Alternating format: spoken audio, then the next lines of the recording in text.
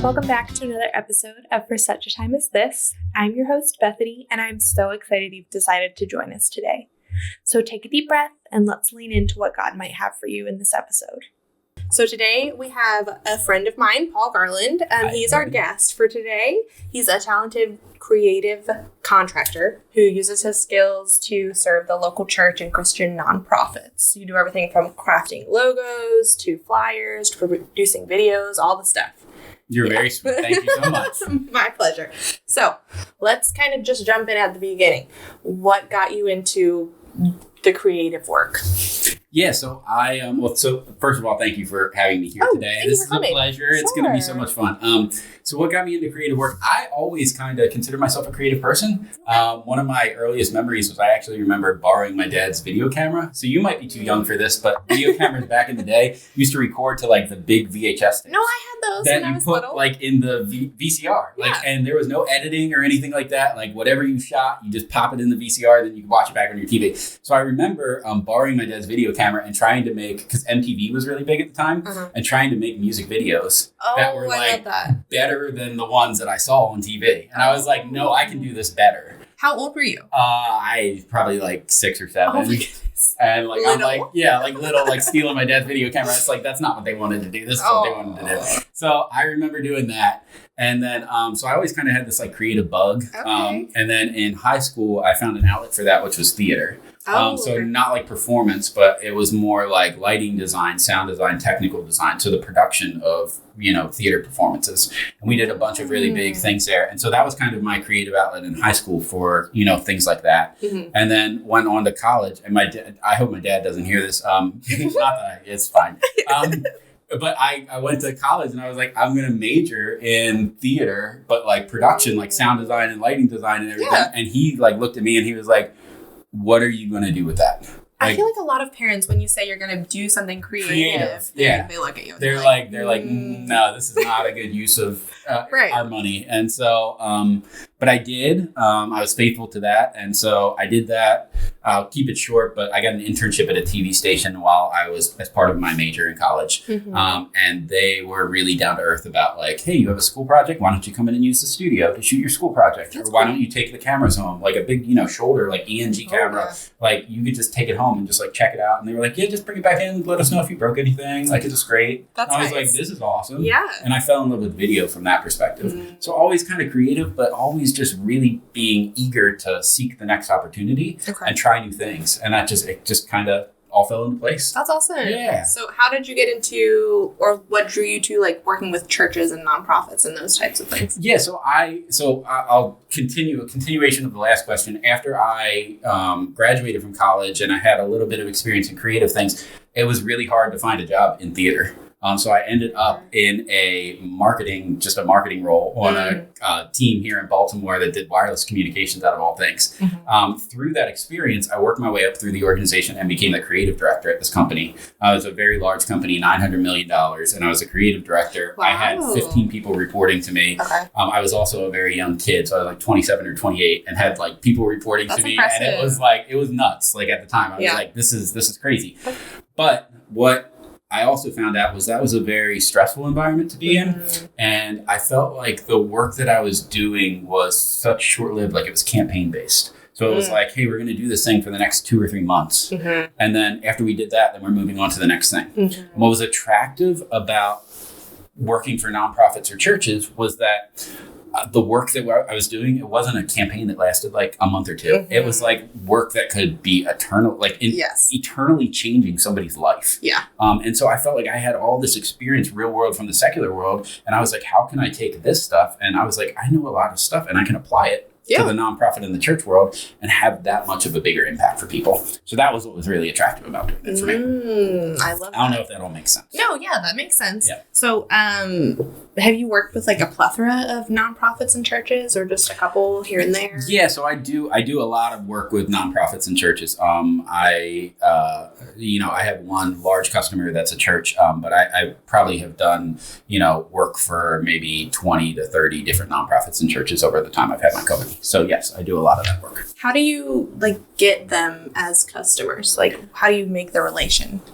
Yeah, so it's interesting. So I'm going to, again, maybe answer your question in a roundabout way. I started all of this stuff by volunteering at my church. Okay. And so, and I'll answer your question in 1 second, but I started at a group, it was a college age ministry called Exit 242. Okay. That doesn't exist anymore. It was a Grace Fellowship Church. But in that room, they had a lot of what I call now kind of movers and shakers who have all grown up and matured a little bit. And now we're kind of all in our own little leadership positions. And those people have a lot of influence. Oh. So I faithfully showed up and volunteered for about 5 years in this Exit 242. And it's at the time, I didn't have this perspective of what was going on. I was just showing up and faithfully serving the Lord. But I just kept on showing up and showing up and showing up. But I was able to nurture relationships. And churches and nonprofits are so relational. When they find somebody that they're like, hey, you can do this work, and I know somebody over here who's looking for it, they go ahead and send my name out to those people. Yeah. So through the years and building those really healthy relationships through that ministry, I was able to stay connected, and those relationships are still bearing really good fruit, and still continue to, produce, not selfishly, but it was a really good, at the time I didn't realize it, but a really good networking opportunity to stay plugged into churches and nonprofits through the relationships that were built there. Yep. Cool. Yeah. So this whole season we're talking about creative calling. So I'm talking to people that just work in creativity in the ministry aspect. Yep. But so how do you approach projects differently when you're doing a ministry project versus doing just a non-ministry project? Yeah. So I think that when I'm approaching a ministry project, there's a heightened sense of intentionality. Like you are bringing people to the feet of Jesus through the things that you're doing. Yeah. And, a lot of times when I'm working on a secular project or something like that, it's about like, okay, what are the dollars and cents associated with this? What are you trying to do? Like that. And it's more like cut and dry. With a project for a church or for a ministry, it's very much like, okay, like I want to make sure we're strategic. I want to make sure we're intentional. I want to make sure that like the Lord is involved in the decision making, and we're praying about it and all that kind of stuff. So there's a heightened sense of discipline and intentionality. That's the best way that I can describe it. That actually flows through. I think I put my heart more into it than just going and saying, oh, I got to make something that's pretty. That makes sense. That makes sense. Yep. So what's your process for understanding the mission behind the work? Does that make sense? It does. Okay. So I don't think that I will say this, like, I don't think my process necessarily is different for a ministry versus a non-ministry. Okay. But what it does involve is I ask a ton of questions. So I'm always like, and I'm a strategic thinker. It just was wired that way. I think it's from my days as a creative director. So I'm always like, what are we trying to do? How do we measure success in this? What's the heart behind it? What does success look like? How does this support the mission? How does this align strategically to the overall goals of the organization? Yeah. So I'm asking all of those questions on the front end. And then I don't actually want to start cutting metal or designing anything until I have clarity on, because I don't know if I did well or I'm going after the right thing until those questions are solidified for me. Yeah, exactly. Because you don't want to put something together and then they're like, this is not what or we're like, oh, we wanted to increase attendance and we're actually going the other direction. And it's like, we didn't have the questions answered right. Yeah, makes sense. How do you balance artistic freedom with serving someone else's vision? So I had a really fun time thinking about, you sent me the questions ahead of time, so we're cheating a little bit, but I had a really fun time answering this because I was trying to think about, how do I answer this eloquently? I don't view those two things as mutually exclusive, meaning that so people don't hire me as like an artist to be self-expressive. I'm not going to like an art museum and fair. That's fair. So my job, I feel, and I really feel this way, is that people hire me because they want to take their idea and they want me to elevate their idea into something that either they don't know how to do or they don't know who can take that and shape it for them. So I look at those two things like I do have freedom as long as I'm coloring inside the lines. Yeah, exactly. But I need to understand kind of what the boundaries are. So I think it's just a trust in the relationship to go and say, okay, what are we trying to do here? What are we trying to accomplish? And then people will go and then turn me free. And then now it's my idea to elevate their idea into something that maybe they couldn't do on their own. So I think I don't look at them as two separate things. It excites me that it's like somebody's coming to me because they trust me to take their idea and elevate it and take it to the next level. Exactly. I'm going to ask you a question that's not. Yeah, no, you're fine. Oh, gosh. Oh, no. how do you respond when you do create something and you've asked all the questions, but they still have... And people still hate it. Well, they don't hate it necessarily, but they still have sometimes feedback. people hate it. No, sometimes people hate it. So I always, again, like, I think relationships are built on trust and showing up and hearing and all that kind of stuff. So we'll probably go and take a step back and say, maybe I didn't understand the vision of what's going on. Mm-hmm. Or is this, I'll try to, I think my strategy is I just ask a lot of questions. Mm-hmm. What's throwing you off about it? Is it the color selection? Is it not the right style? Mm-hmm. Did we miss the vision? What is it like, are we, because I can do things in lots of different styles or make things. Yeah. And so I just start asking questions and trying to figure out like what is, what's missing from it, and then see if we can doctor it up and make it a win for everybody. That makes sense. Yeah. That doesn't hurt your feelings though? No, because so back when I was a creative director, it would have hurt my feelings. Okay. Because I felt like, in a weird way, like it was like me against the world kind of, which is like a really weird thing. And then now, and we'll get into this a little bit later, but now my perspective has shifted so much through working through the church that I don't feel like I'm not doing it. It's not me performing for God. It's me performing with God. Oh, I love that. So if I make it about me, I get my feelings hurt. That's so good. If I make it about him and I'm going with him, there's nothing that, if I'm like Teflon, nothing can bounce. It's like, hey, we didn't get it this time. Okay, let's try again and get it again. Like that's the Lord put that stuff in me, and it's like, we're going to, you know what? He gave me this, like I did the best I could with what I got. Yeah. So it's almost like, it's not like I don't want to hear the feedback, but it's like we tried and we produced a result. It might not be the desired result. Let's wake up tomorrow and try it again. Yeah. Oh, that's awesome. Thank you for letting me, because that was, for me, I like needed to dive a little deeper there. So can you share a project that was especially meaningful for you?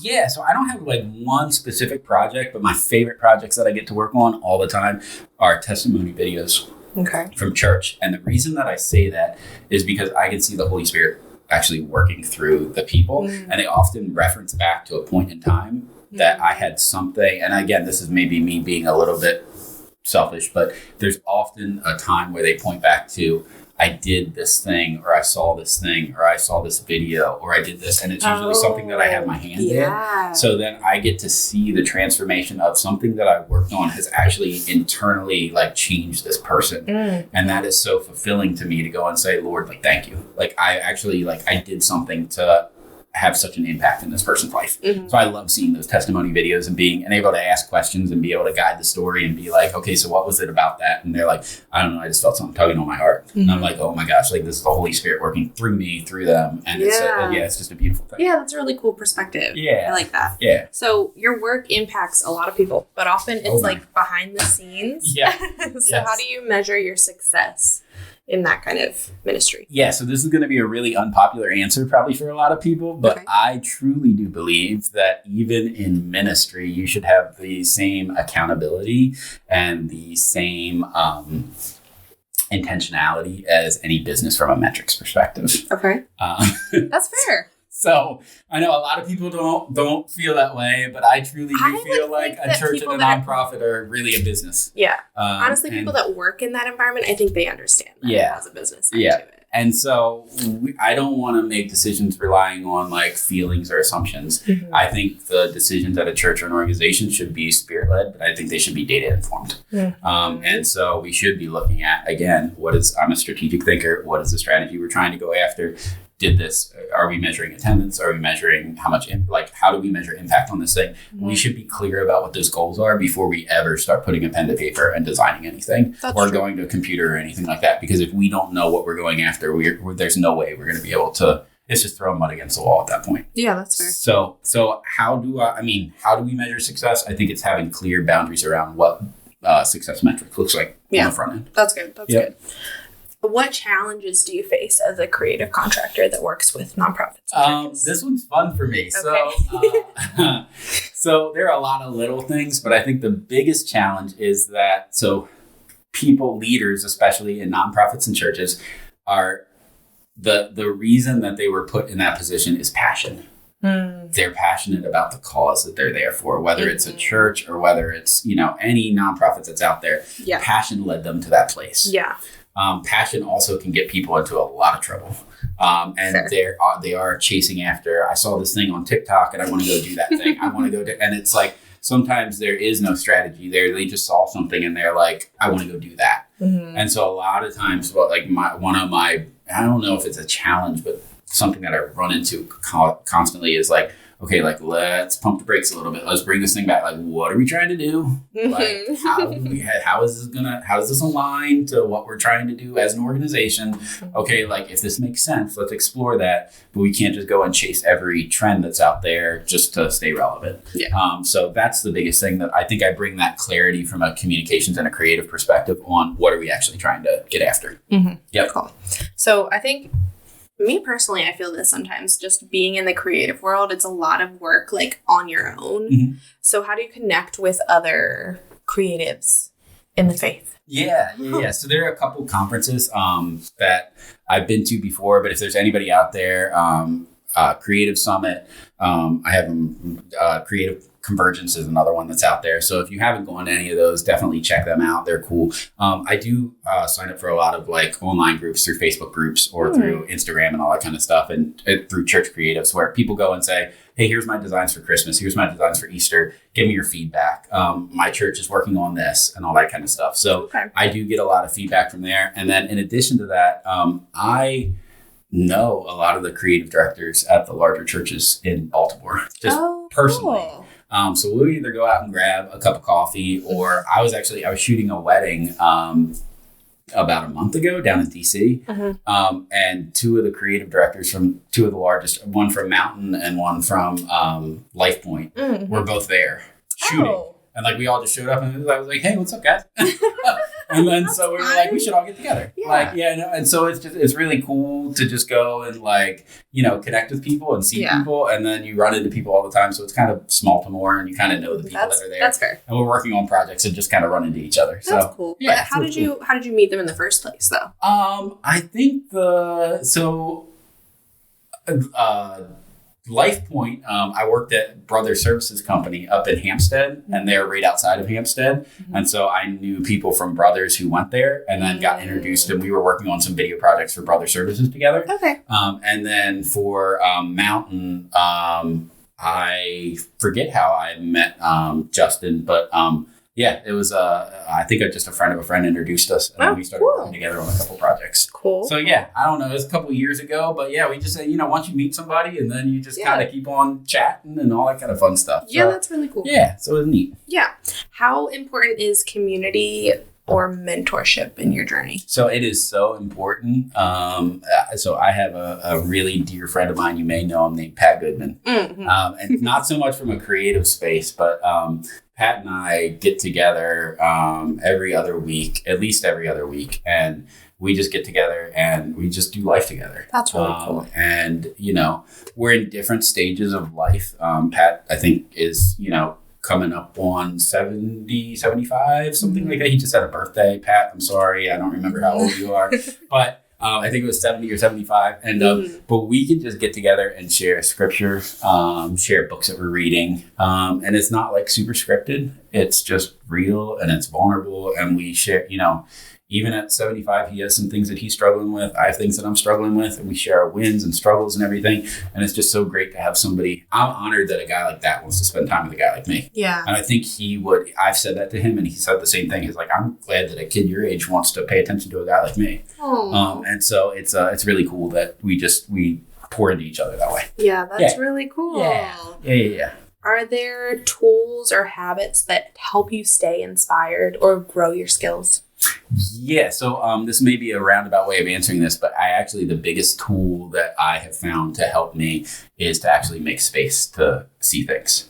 So I don't want to be so bogged down with productivity that I'm blind to things that are going on around me. So I think the biggest tool is creating margin in my schedule to be able to do things like I want to go out for a run. I want to be out in nature for a half an hour this afternoon. I want to do this so that I can get new ideas and infuse my brain and be fresh. Because when I'm running around like a crazy person and just producing, I'm not the best version of myself. Yeah, that's fair. And so I think the biggest tool is, like I said, just making margin and space in my schedule to just go and just be present for a little bit. Yeah. And then the ideas will come, and it brings me that that clarity that I need to get my job done. Yeah. Yep. I needed that because I'm constantly just like running. Yeah. It's not good. I have a lot of space to think. That's not good. Yes, you need that space to think. Mm-hmm. How do you keep learning and adapting in the fast changes that the creative world ensues? Yeah, so I'm getting, I'll just be vulnerable here. I am getting older. I'm 42 this year. So that's a lot of the, it is. It's getting pretty old in there. But the creative world does change fast, and it does adapt quickly. I always try to go and see things for like, okay, like, is this just a trend that's going on and it's going to go away in 2 months? Or is this going to have longevity? And it's like, okay, like this is really like going to change the way of how creative stuff is going on. Right. So like, again, there's a lot of like social media trends, and I'll just sit there and be like, should we be doing this? Should we not be doing this? The other thing is like, I think AI has really been introduced to a lot of things. And a lot of the creatives that I talk to say, oh, this is threatening our jobs and everything like that. And people can do this. I don't view it that way. I actually view it as like an artist with just a different paintbrush. So it's like, I'm still a creative. There's still skills that I have that I don't think AI doesn't have. Yeah.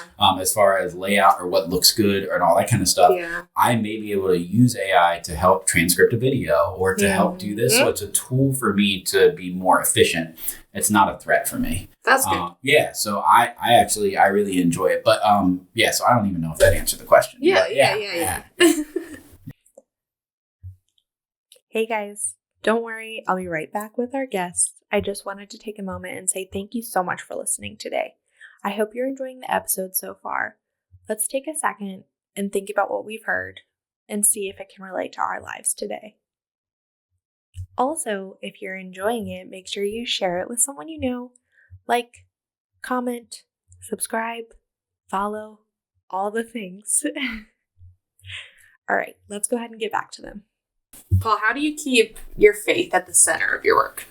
I mentioned this before, but there's this really interesting shift that happened for me a couple years ago, that I don't want to be performing for God. I want to be doing work with God. Mm-hmm. And so how I keep the faith at the center of my work is remembering that it's all for Him, to glorify Him, and it's not about me performing, or I have to take me out of the picture. So that's how I keep it in the center.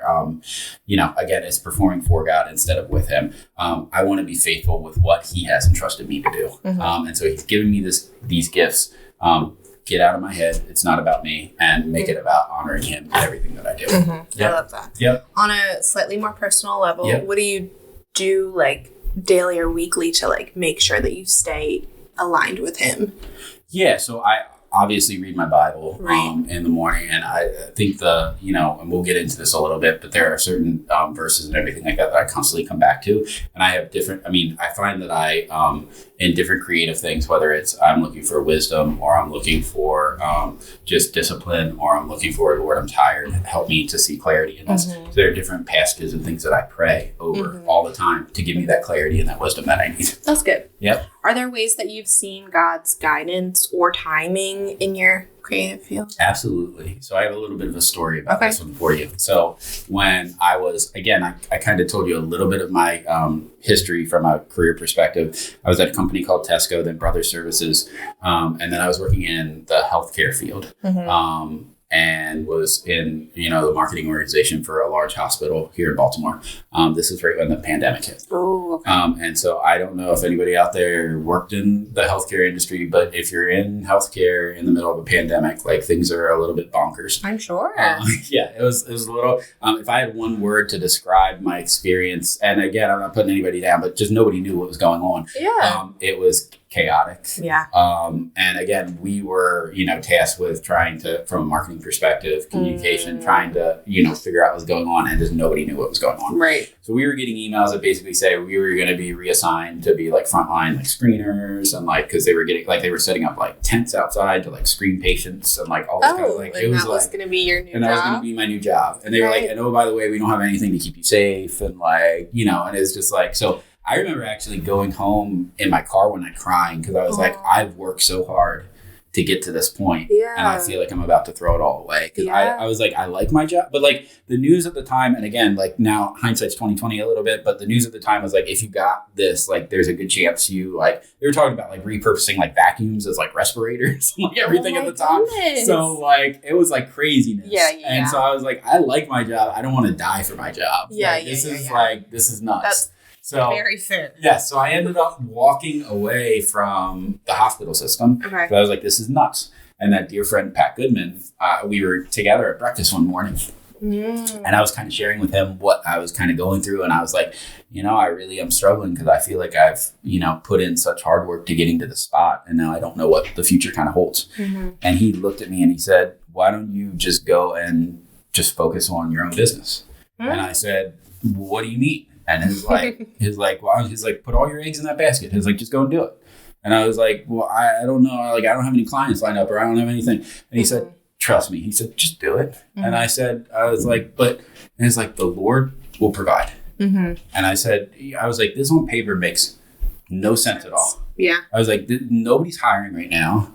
Everybody's in like a freeze. We don't know what's going on. And he said, I see something in you that you can't see in yourself. And he said, just trust me. And he said, you can come back 2 months from now and tell me I was wrong. But he said, but just try it. And I did. And that was one of the best pieces of advice that anybody's ever given me. Yeah, because here you are now. Here I am now. And and like literally on paper, that made no flipping sense. Yeah. And he told me to just go out and do it in faith. And I stepped into it in faith and I prayed about it a lot. I did it and the Lord has provided and been faithful to me. Awesome. And here we are 5 or 6 years later and it's still going strong. Yeah, so, that's awesome. Yeah, so it's really good. Good. How do you navigate creative burnout or deadlines? Yeah, so we were kind of hitting on this before, but I always try to build margin into my schedule. Yeah. I also try to, I had another big website development project that I was working on, and it's just too much for me to be able to do it. So I think another way of saying that is learning, as I get older, I learn how to say no graciously a little bit better. Just going to say, I'm one person. I can't go and do, like, I'd love to help you out with this, or going and presenting ways that I'm like, here's how I can help you, but I can't help you in the way you maybe wanted me to help you. And just being able to go and say like, hey, listen, like I'm not my best when I'm running around like a crazy person. Yeah. And so I just want to be able to, be faithful and do a good job. And like, if I can do that, I can rest my head easy at nighttime that I'm doing the best I can. Yeah. So, yeah. I'm going to have to go back and listen to this myself to remind myself to stop running around like a crazy person. Yeah, don't do that. It's not good. Not good. Has your faith ever influenced how you tackle a tough project? Yeah, it has.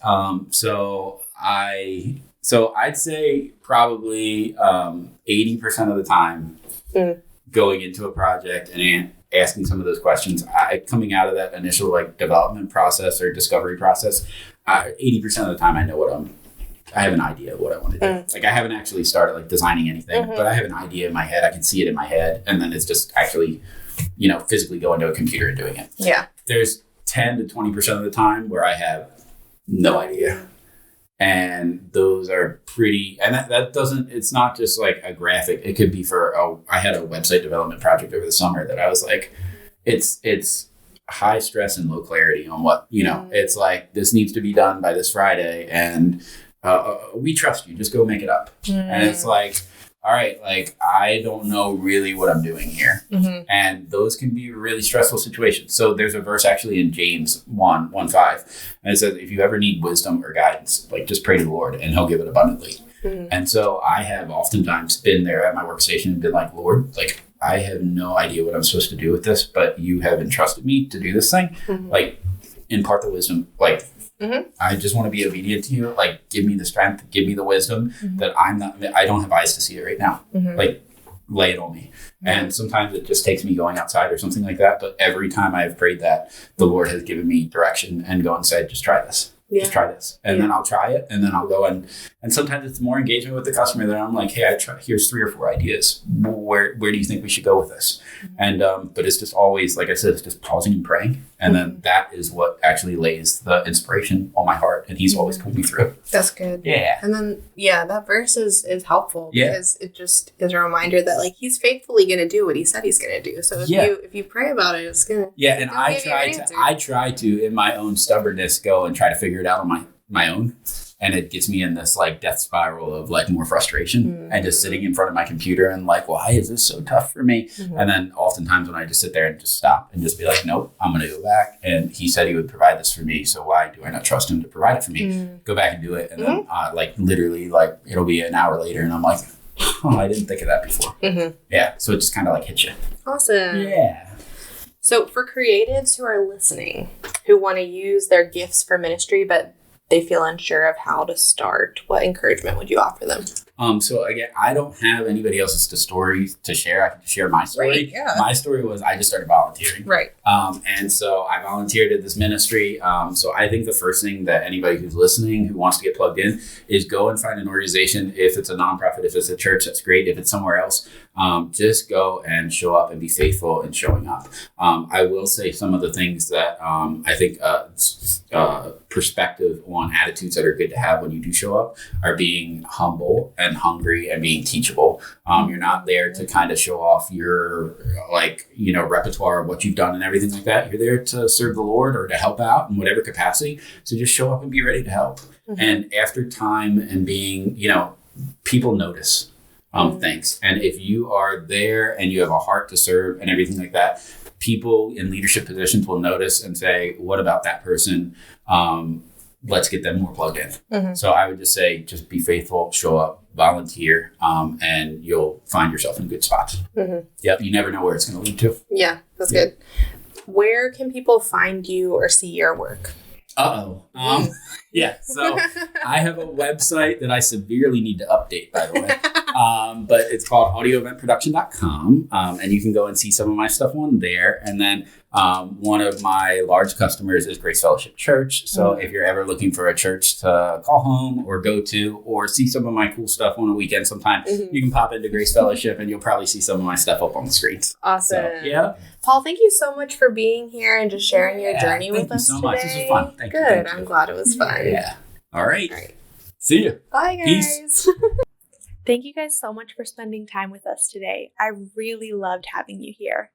If you enjoyed listening to this message today, make sure you share it with someone that you know. I'd also love if you guys would comment any topic ideas that you have for future seasons or any questions that we can answer. Remember that each and every one of you was born for such a time as this. Until next time, bye.